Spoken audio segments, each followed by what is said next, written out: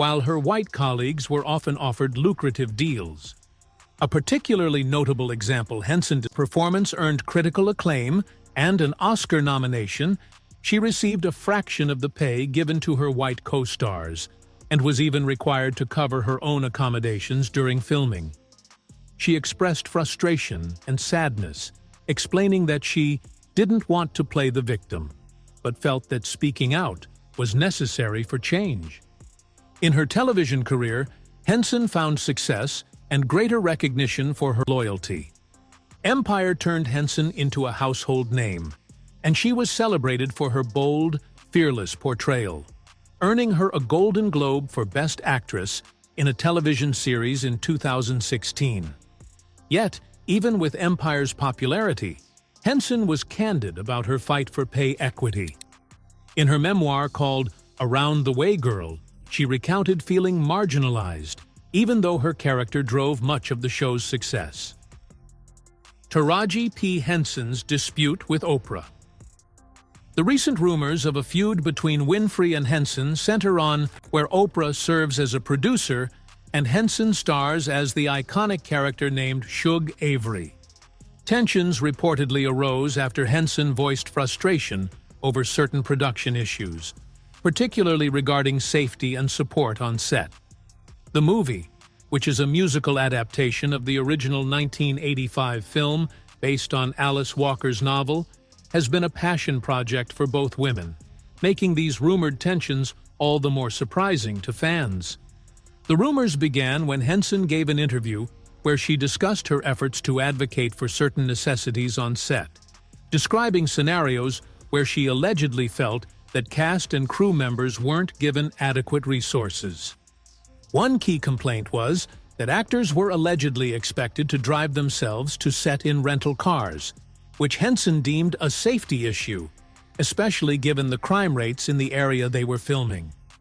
In an interview with the New York Times, Henson remarked that this is insurance liability and that it's dangerous. She explained that she had asked for a driver or security. Denzel Washington is a name synonymous with integrity and respect in Hollywood.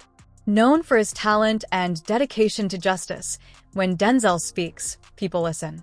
Recently, he addressed allegations involving Oprah Winfrey, a media powerhouse celebrated for her advocacy, but now accused of mistreating Black actresses. What was a reasonable request under the circumstances. This comment sparked theories that Henson was allegedly criticizing Oprah, as she was the one in charge of such things. Some fans believed that Henson's demands for additional resources implied that production leadership had neglected the cast's safety and comfort needs. This narrative took on more momentum after some fans noticed an apparent lack of interaction they interpreted as a sign of tension. Social media users pointed out body language cues from events such as their joint appearance at the Empire State Building lighting ceremony, claiming the two appeared distant or uncomfortable. Oprah quickly addressed these rumors during a red carpet interview at the Golden Globes, directly countering the narrative that there was any conflict between her and Henson. She acknowledged the online speculation and explained that the decisions on the budget and logistical support were handled by Warner Brothers, not by her personally. Oprah emphasized that she has consistently been an advocate for Henson and the entire cast, noting that she frequently intervened when any production-related issues were brought to her attention. She explained, "Whenever I heard that there was something that someone needed, I would step in and do whatever I could to make it right." Oprah further clarified that any perceived awkwardness at public events was due to external factors, including fatigue and cold weather, rather than interpersonal discord. She dismissed the notion that she had neglected Henson's concerns or failed to support her, reiterating her long-standing commitment to the film and her respect for Henson. According to Oprah, any efforts she made were aimed at ensuring that the production was a positive experience for everyone involved, despite the challenges that naturally arise with large-scale projects like this one. However, when Henson was allegedly asked whether the rumors were true, she confirmed them. She then further expressed dissatisfaction with the working conditions and perceived inequities during the production. She allegedly explained that she really felt unsupported on set regarding safety and transportation. This revelation reflected concerns she's raised before about how black actresses are often... The controversy began with Taraji P. Henson, a renowned actress whose revelations about her experience during the production of The Color Purple shocked many. Her story shed light on troubling disparities and mistreatment behind the scenes. Do you feel like the federal government has a strong case when it comes to the criminal matter of what's going on outside of the freaky nature? Yeah, by all means, man. I mean, most people are definitely afraid to even walk into a federal courthouse. Big boys. Jurors are afraid. Everybody's in awe. So that's advantage federal government, right? The evidence and the public perception that they currently have is strong as well. And I'm gonna go ahead and correct myself. Cassie was beaten because I got. There was Cassandra. I don't know what you called her. What'd you say? I'm not saying I mean, I'm not saying that again. I'm not saying that again. So to the 2 or 3 people who corrected me on the name, I left it alone. I apologize. Hey, picky boy. Hey, you know what? But you know what? Call me out. Yeah. If you see something and I see it, if I'm wrong, if I see it, I'll chime in. Or if I feel like I'm not wrong, I'll chime in and explain why I said what I said.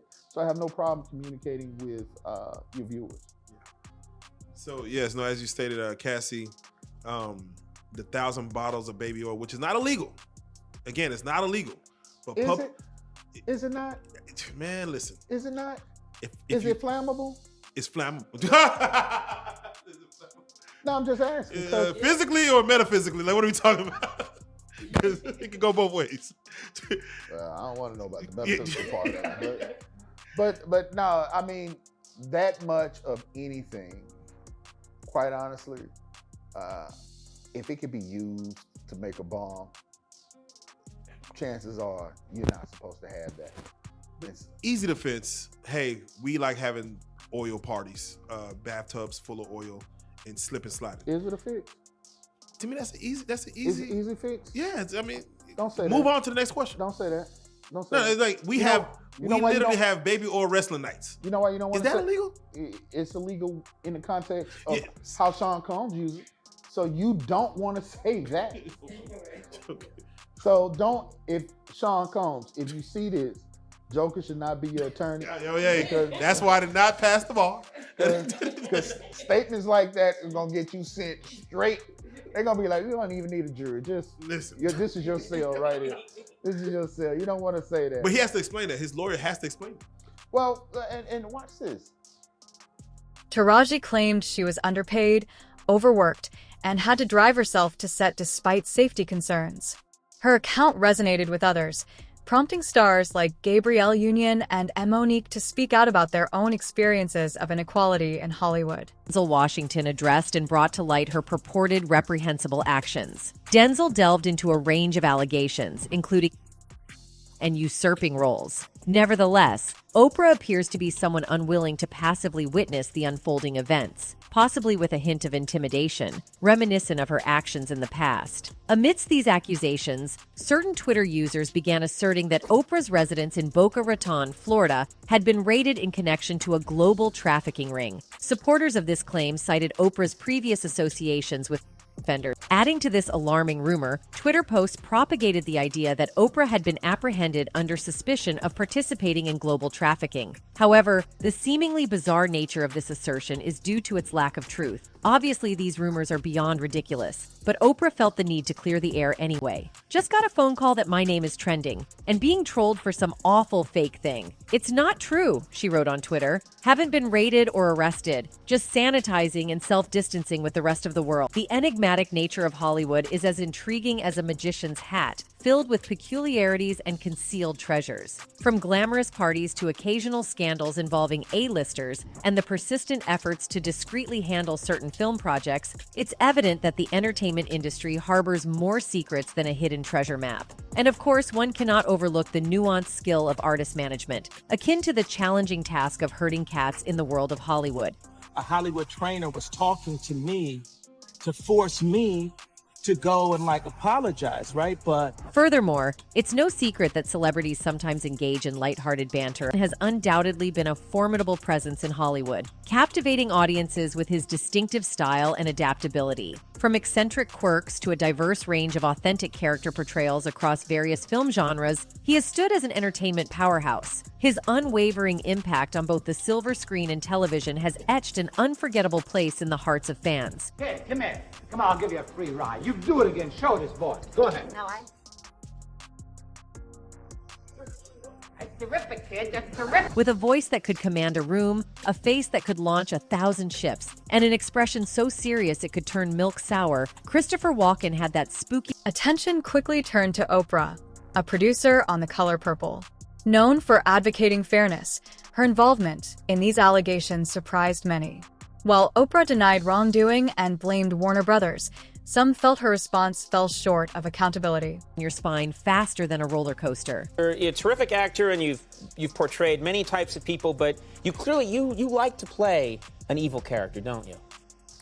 Well, sure, I like to work. It's no surprise that when fellow celebrities watched him regularly don the cloak of such serious and scary roles, they couldn't help but associate him with those characters. Some might say that people were more scared of Walken off-screen than on, just like the case with Denis Villeneuve. Once, Patrice Vermette, the production designer of Dune 2, also stated in an interview that the Deer Hunter actor's casting as the film's villain was an easy choice. He said, "Speaking of villains, the movie will finally introduce the Padishah Emperor Shaddam Thor in the flesh." And Villeneuve made it clear that casting Christopher Walken in the role was a no-brainer because there's something about that man that commands respect. Managed to give the charismatic Mel Gibson a serious case of the heebie-jeebies during their first encounter. This peculiar meeting from the annals of Hollywood history resurfaced in a vintage 1998 interview, where Mel Gibson spilled the beans on his rather unsettling take on the movie industry. The interview went viral, setting the online community abuzz with wild conspiracy theories. Comment about Walken was not right because, despite his looks and eerie aura,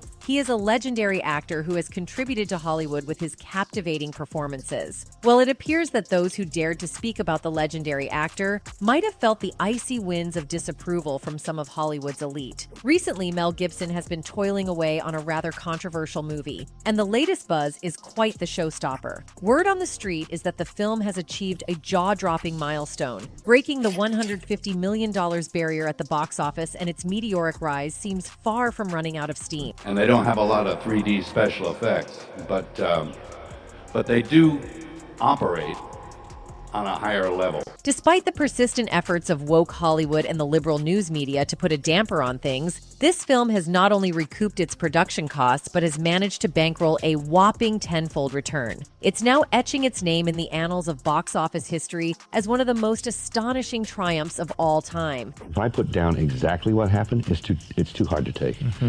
No, there have been a lot of obstacles thrown in the way. Mm-hmm. You know, there's a lot of...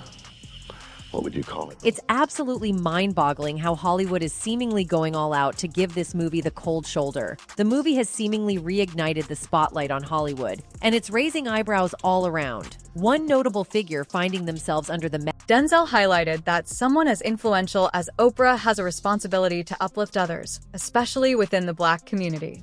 He stressed that diversity and inclusion must go beyond words. Actions need to align with values, and accountability is vital. Do you think it's true when people say, oh, Diddy will never be fully exposed because there's too many huge names involved in the mix? Oh, I agree. That don't matter. We get enough of them. Will he make it out alive, Jack? There's a young woman by the name of Andrea right now doing interviews, suggesting that she was tipped off by someone with inside the feds who said they saw her on some of the evidence seized. They said she was sedated, and they said she was being essayed by multiple men at the same time, which we know is called a train. And she tried to elude that allegedly our 47th president-elect was involved somehow. Do I know if that's true or not? I do not know. But I tell you what I do know. If they try to attach Trump to any of this freak-out foolishness, they all as good as dead anyway. Jack, you almost, I don't know how you know this stuff, but you be knowing the future. You just know everything. Where does this Diddy trial go? What happens? Can you tell us what you think? It's a RICO. And all those freak-off attendees who endorsed Kamala Harris have now become clear enemies of the Trump administration. Ain't nobody getting no part in it. Diddy about to get some company. And with Trump's new agenda to shut down government funded trans, now that he's shutting all that down and reinstilling, going back to just the recognition of two genders, a lot of the people that was endorsing Kamala are going to have a problem with it. Adding to the conversation, 50 Cent criticized Oprah for her perceived disdain for hip-hop culture and inconsistent support for Black artists. His remarks underscored the broader cultural impact of Oprah's actions or inactions on Black creatives. My name is Tony Busby. I'm a lawyer here in Houston. I'm licensed in Texas and in New York. As many of you know, our law firm has been at the forefront of some of the most important litigation in the United States. We like the tough cases. We thrive in the complicated cases. Conduct we will describe today occurred over more than 20 years, and we're going to follow this evidence wherever it takes us. We will find the silent accomplices. We will expose the enablers who enable this conduct behind closed doors. We will pursue this matter, no matter who the evidence implicates. The entertainment industry is cooked. Can you imagine how many other famous people and big executives are probably involved in this? These brave victims who have stepped forward deserve nothing less. The biggest secret in the entertainment industry that really wasn't a secret at all has finally been revealed. The wall of silence has now been broken and victims are coming forward. Our team has had at this point more than 3,285 individuals contact us, people claiming to have been victimized by Sean Combs. We now represent 120 individuals who intend to bring civil claims in civil court against Sean Diddy Combs. So they said they vetted. That's what cut out right there, but they were vetted. 120 people. Claims against many other individuals and entities that we will name as defendants as we file these individual cases. We also intend to make these individuals available to the authorities, specifically to the FBI. And you should also know a few of them have already been spoken to by the FBI. That being said, as stated, we are vetting every call that we receive. We have had to turn away some. For each, we ask for corroboration. For each, we ask for the identity of witnesses. We also have collected pictures, videos, texts. We check venues. We check dates. We want to corroborate that the claims being made have legitimacy and merit. We have on staff now a former detective from the Major Offenders Unit of Houston Police Department who is helping us vet each claim. We're using our common sense. We're being stringent because, as I said, these are not easy cases. They're very tough. The process is hard, and in some cases, the process is very lengthy. These cases are hard to prove. Many times, it's the victim's word against the alleged perpetrator. Each of these victims will no doubt be publicly attacked by the alleged perpetrators, and in some cases, the general public. The feckless and cowardly keyboard warriors love to attack. We know what we're up against. Wait, is there anyone in support of Diddy? Is that a thing? Does Diddy actually have diehard fans that aren't shitting on him right now? I've literally never seen a single one. Everyone's just yeah, this guy's a fucking psycho. As I said, our law firms have been retained by 120 individuals at this point to pursue cases in civil court against Sean Diddy Combs. It is evenly divided between males and females. There are 60 males and 60 females who have joined us to pursue these claims as plaintiffs. In this group, 62% identify as African American, 30% are white, and the remainder Hispanic or Asian. The victims are from more than 25 states. The majority are from California, New York, Georgia, and Florida. This guy's a fucking menace. I want to focus on the ages of these victims. When we talk about the ages of the victims when the conduct occurred, it's shocking. Our youngest victim at the time of the occurrence was 9 years old.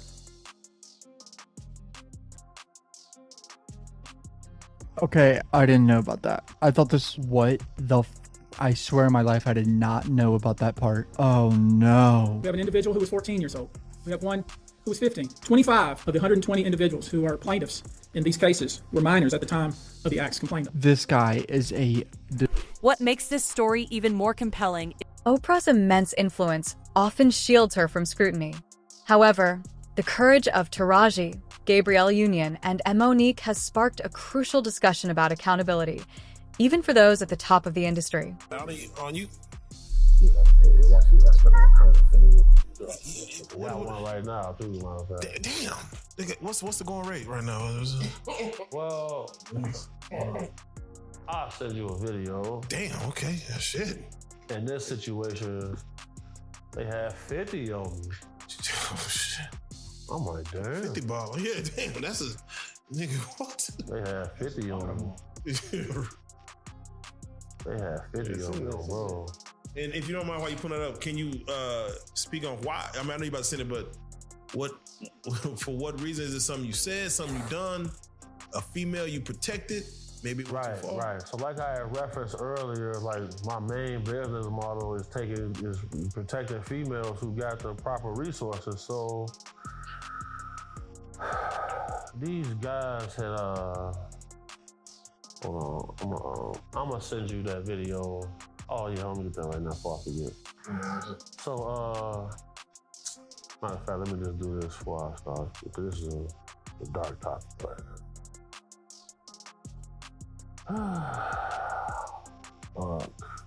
You can see some strippers. Bro.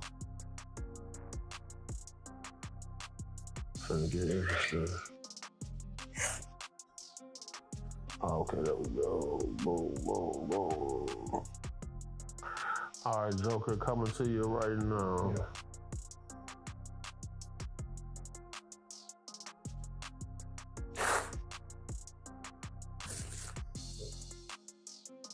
Oh.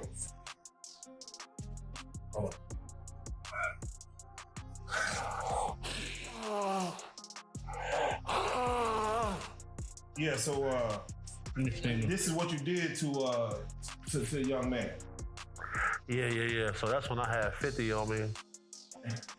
I had to shoot through the door.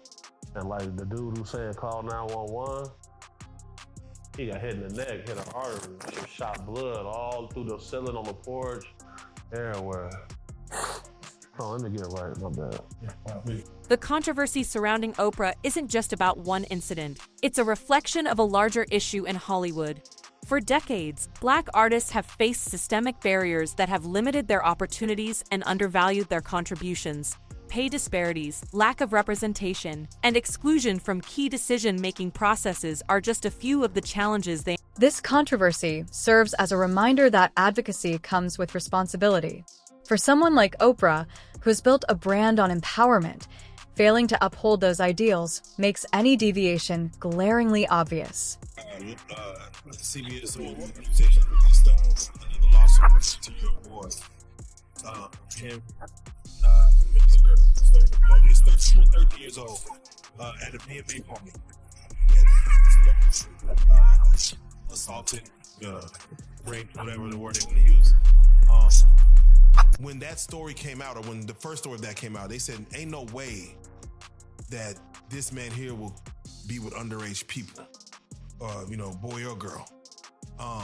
But it's like almost too many cases. What are your thoughts when you hear underage and Diddy in the same sentence, any type of sexual contact? People said the same thing about R. Kelly. They said that there's no way it turned out to be true. What I've learned is, like the most, I've been to Billionaire's Row. Like the most wealthiest guys I ever met have strange quirks, I would say. Like some of the richest dudes I know, they like being tied up, things along those lines. And there are 150,000 unaccounted for children that cross the border every year that are unaccounted for. There is a certain level of darkness that comes with levels of high wealth, because Rook just asked me right now that I think that he could rape somebody. These are people who are not used to being told no. And I know a gentleman who has a yacht. Like the yacht probably costs like $200 million. And there's an entire staff that stays on this yacht they stay for 6 months, the other staff come for the next 6 months. So if you got enough money, you can buy a person.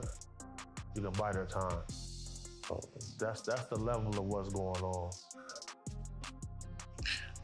Now, there's been a lot of alleged saying that him with different celebrities in videos exist, both male and female. Do you know that to be true? Oh yeah, for sure. Yeah, I seen some still of some tapes being shot. Denzel's critique wasn't just about calling Oprah out, it was a call to action.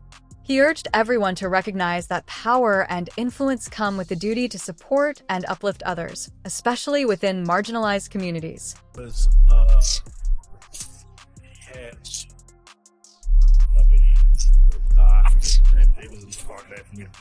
But he pretty much won the lawsuit. But you know, it was explained that in these lawsuits there's a morality clause. Do you think that his battle against this liquor company could have been what set this off actually, or was this only inevitable? Well, you gotta look at it. We all thought he owned Ciroc. For sure. He felt like eventually he would be able to get some ownership stake. He didn't.